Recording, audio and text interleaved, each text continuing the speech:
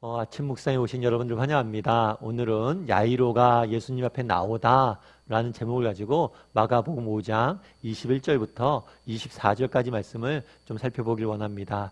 우리 먼저 21절부터 22절까지 말씀을 같이 한번 읽어보았으면 좋겠습니다. 같이 읽도록 하겠습니다. 예수께서 배를 타시고 다시 맞은편으로 건너가시니 큰 무리가 그에게로 모이거늘 이에 바닷가에 계시더니 회당장 중에 하나인 야이로라 하는 이가 와서 예수를 보고 발 아래 엎드리어. 예, 오늘 본문에 보면 이렇게 되어 있어요. 예수께서 배를 타시고 다시 맞은편으로 왔다. 그러니까 우리가 어디냐면 가버나움에서 어디로 가셨어요? 거라사인 지방으로 가셨죠. 그 지방에서 광인을 고치십니다. 그런 다음에 다시 어디로 돌아온 거예요? 가버나움으로 돌아온 거예요. 가버나움으로 돌아오자 늘 그렇지만 누가 모였다고 그랬어요? 큰 무리가 예수님을 모여들었다. 그런데 재밌는 것은 이 무리 가운데 누가 나왔다고 그랬어요? 오늘은 회당장 중에 하나인 야이로라는 인물이 나옵니다. 이 회당장 그 당시에 회당은 그 당시에 유대인들이 모여서 예배하는 공동체예요. 그런데 그 당시에 이 유대 사회는 종교 공동체였기 때문에 이 회당은 단순히 종교적인 문제만 해결했을 뿐만 아니라 사회적인 문제들도 해결했었고 그 다음에 교육적인 문제도 해결했습니다.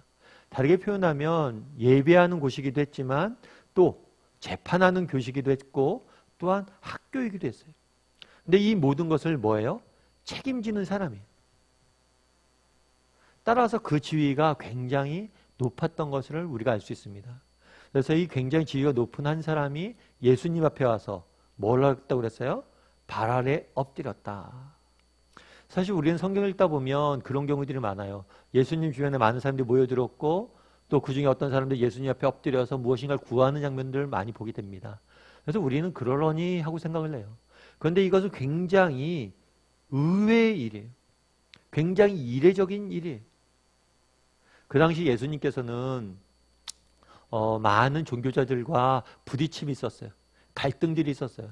우리가 마가복음을 계속 살펴보면 예수님께서 사역을 본격적으로 시작하자마자 바리새인과 서기관들과 많은 종교 지도자들이 예수님에 대해서 많은 비판을 가하는 것들을 보게 됩니다. 그렇다면 왜 이들은 예수님을 비판했을까요? 사실은 우리가 계속해서 그전에 살펴봤지만 요즘 젊은이들을 말 표현대로 하면 억지로 비판하는 거예요. 억지로 비판하는 경우들이 많았어요. 예수님이 병든 자를 고치셔도 비판했고 정말 예수님 무엇인가 좋은 선한 말을 해도 비판했고 끊임없이 비판을 했어요. 아마 그 비판의 저변에는 여러 가지 이유가 있겠지만 무엇보다 중요한 것은 시기와 질투가 아닐까 싶어요. 그 당시 종교 지도자들은 예수님을 시기하고 질투했어요. 왜냐하면 예수님은 자기들이 보기에 제대로 자기들처럼 교육받지 않은 거죠. 자기들과 같은 부류가 아니에요. 그럼에도 불구하고 너무나 많은 사람들이 그 가르침을 좋아하고 그를 따르니까 시기와 질투에 빠지는 거죠. 사실 우리 인생을 망가뜨리는 가장 중요한 요소 중에 하나는 뭐냐면 시기와 질투입니다. 시기와 질투와 비교예요. 저는 예전에 옥 목사님을 모시고 사역할 때 옥 목사님께서 가끔 그런 말씀하셨어요. 참 내가 하나님께서 내게 주신 은혜가 있는데 그 은혜 중에 하나는 뭐냐면 비교하지 않는 은혜였대요. 옥하는 목사님이 교회를 개척하신 게 좀 늦습니다. 목사님께서 유학도 다녀오고 교회 개척을 늦게 하셨어요. 그런데 주변에 있는 친구 목사님들은 이미 자리를 다 잡고 있었어요. 그래서 자기가 개척한 다음에 교회에서 결혼식이 있었는데 교회에서 결혼 주례를 할 수가 없어서 친구 목사 교회를 빌려서 결혼식 예배를 드리고 그렇게 했대요. 어떤 면에서는 되게 의기소침 될 수도 있었겠죠. 다 친구들은 자리 잡고 있는데 이제 자기는 겨우 그렇게 지내고 있으니까. 그런데 그 당시에 자기가 하나님께 주신 은혜가 있다면 그건 뭐냐면 비교를 안 했대. 그런 것들 때문에 상처받는 일이 없었대. 그래서 참 내가 받은 은혜 중에 가장 큰 게 비교하지 않는 은혜라고 이야기를 하더라고요. 참 공감이 많이 됐습니다. 정말 내가 누군가와 나를 비교하고 그 가운데 우리가 시기와 질투에 빠지고 정말 그러다 보면 우리 인생에 정말 많은 것들을 낭비하게 돼요. 그 당시 종교 지도자들이 그랬어요. 예수님과 자기를 비교하면서 왜 우리보다 못 배운 학문도 없는 저자들이 저렇게 인기가 많느냐? 빠져서 시기와 질투에 빠지면서 결국에 예수님, 정말 하나님의 말씀을 그대로 전한 사람이잖아요. 근데 직접 하나님의 아들이 와서 말씀한데도 그걸 거부하는 말도 안 되는 일을 하게 된 거예요. 그게 왜 그래요? 시기와 질투에 빠진 거죠. 우리는 그런 모습이 없는지 돌아봤으면 좋겠어요. 나는 정말 비교하고 시기하고 질투에 빠져서 사는 일이 없든지, 정말 우리 가운데 그런 은혜가 있었으면 좋겠어요. 나와 다른 사람 비교하지 않는 은혜. 정말 그것에 빠지기 시작하면 한도 끝도 없습니다. 그래서 정말 나와 누군가를 비교하지 않는 은혜를 맛볼 수 있는 우리 다음의 식구들이 됐으면 좋겠다라는 생각이 있습니다. 그런데 이렇게 그 당시 종교주의자들이 예수님 비난하고 비판을 했잖아요. 그런데 오늘 본문에 보면 야이로가 어떻게 하는 거예요? 예수님 앞에 나온 거예요. 예수님 앞에 나와서 물은 것도 아니고 뭐래요? 발 아래 엎드렸어요. 납작 엎드린 거예요. 마치 하나님을 대하듯이. 이거는 굉장한 경외감을 보이는 자세. 다르게 표현하면 유대 지도자들의 입장에, 종교 지도자들의 입장에서는 어떻게 했을까요? 회당장인 야이로가 이렇게 하는 것에 대해서 어떤 시각으로 봤을까요? 좋지 않은 시각으로 봤겠죠. 자칫하면 뭐예요? 자신의 정치적 생명이 끝날 수도 있어요. 자신도 동일하게 예수님이 비판했던 비판을 받으면서 정치 생명이 끝날 수도 있는 상황이에요. 그럼에도 불구하고 무릎을 꿇은 거예요. 요한복음 3장에 보면 니고데모라는 바리새인이 등장합니다. 이 사람이 예수님을 만나러 와요. 그런데 언제 오냐면 밤에 와요. 밤에. 다른 사람들의 눈을 피해서. 그런데 오늘 야이로는 어떻습니까? 한 대낮에 와서 뭐라는 거예요? 그것도 엎드리는 거예요. 그 앞에. 이게 얼마나 놀라운 일인지 우리도 알아야 돼요. 그럼 왜 야이로가 이렇게 왔을까요? 우리 23절 말씀을 같이 한번 읽어봤으면 좋겠습니다. 같이 읽도록 하겠습니다. 간곡히 구하여 이르되 내 어린 딸이 죽게 되었사오니 오셔서 그 위에 손을 얹으사 그로 구원을 받아 살게 하소서 하거늘. 인생에 문제가 있었어요. 어떤 문제가 있었어요? 딸이 아픈 거죠. 그런데 이 문제가 있었을 때 야이로가 이 문제를 해결하려고 노력했을까요? 안 했을까요? 했겠죠. 회당장이에요. 그 당시에 그가 갖고 있는 권력이나 능력이나 이런 것도 대단했을 거예요. 자신이 가진 모든 힘을 동원해서 이 문제를 해결하려고 노력했을 거예요. 그런데 어떻게 돼요? 그 문제를 해결하지 못했어요. 그러자 뭘 한 거예요? 예수님 앞에 와서 무릎 꿇은 거예요.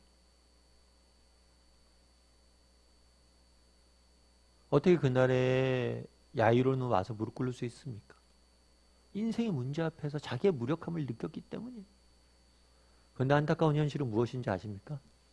정말 인생의 문제는 누구나 만납니다. 그리고 인생의 문제를 만나다 보면 그 문제를 해결하지 못하는 무기력함은 누구나 경험을 해요. 그런데 결정적인 차이는 어디에 있습니까?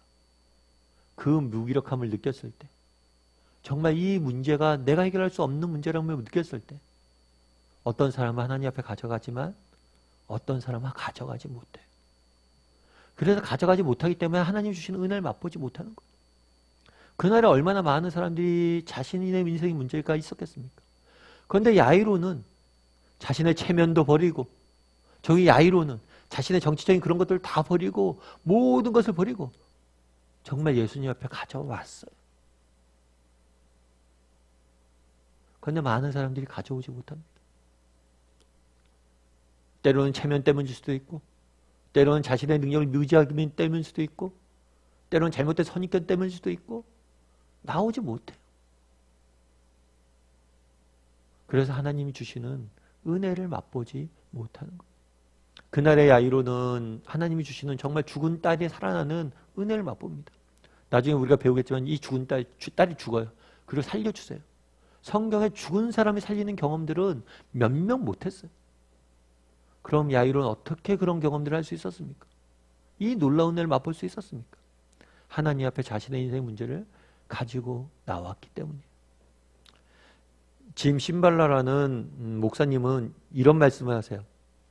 나는 놀라운 진리를 발견했다. 하나님께서는 약함의 매력을 느끼신다는 것이다. 하나님은 자신에게 하나님이 얼마나 절실히 필요한지 겸손하고 정직하게 인정하는 사람들을 거부할 수 없으시다.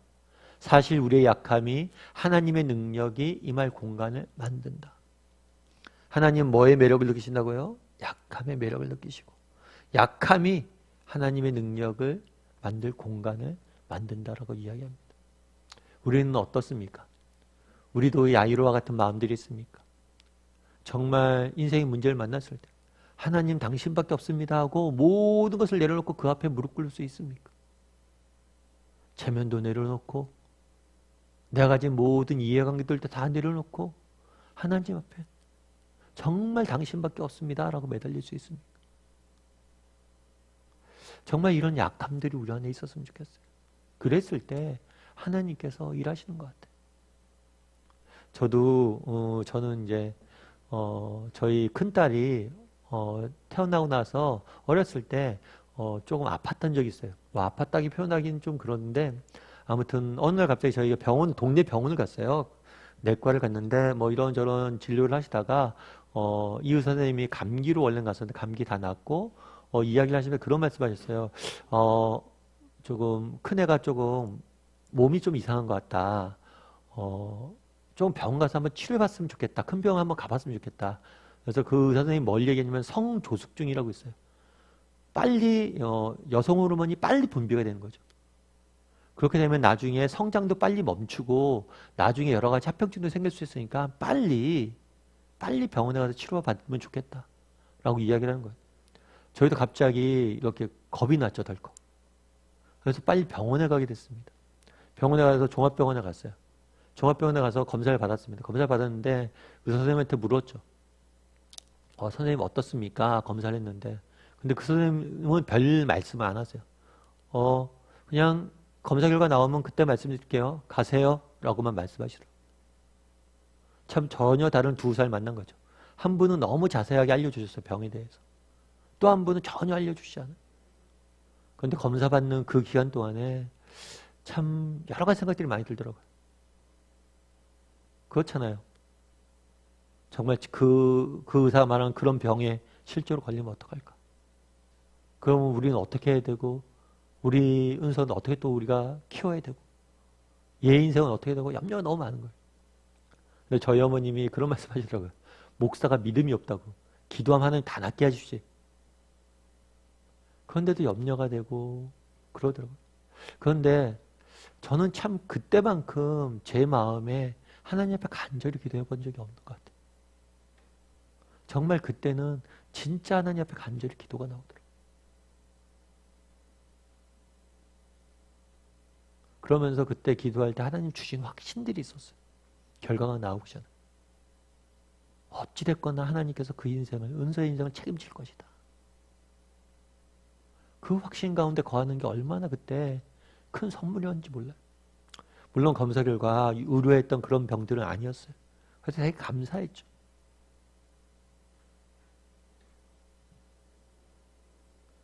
짐 신발라 목사님 뭐라고 이야기합니까? 우리 하나님은 약함의 매력을 느끼신다.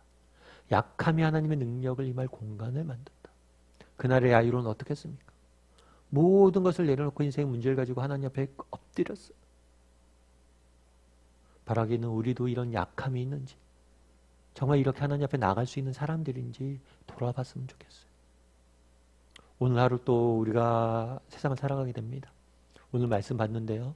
정말 나는 비교라는 정말 비교하지 않는 은혜를 맛보는 사람들이 되었으면 좋겠어요. 그리고 야이로처럼 정말 하나님 앞에 가서 엎드려 무릎 꿇을 수 있는 사람이 되었으면 좋겠어요. 하나님 저는 안 됩니다. 당신밖에 없습니다. 라고 고백할 수 있는 우리 성도들이 되었으면 좋겠습니다.